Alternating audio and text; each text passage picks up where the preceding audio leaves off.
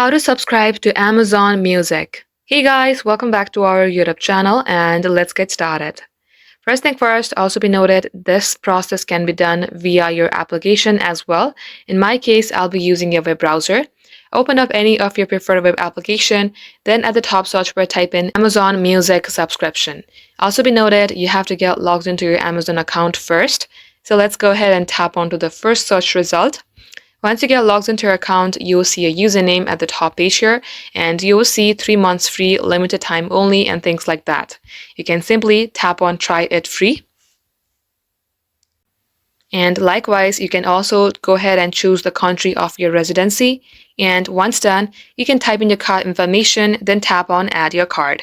Make sure that you are using your correct card and make sure that you are using your correct expiration date and correct CVV. Once you do so, this way you can automatically subscribe for Amazon Music after you enter your card details. Just like guys, this is how you can do the same as well. That is all for today and thank you for watching.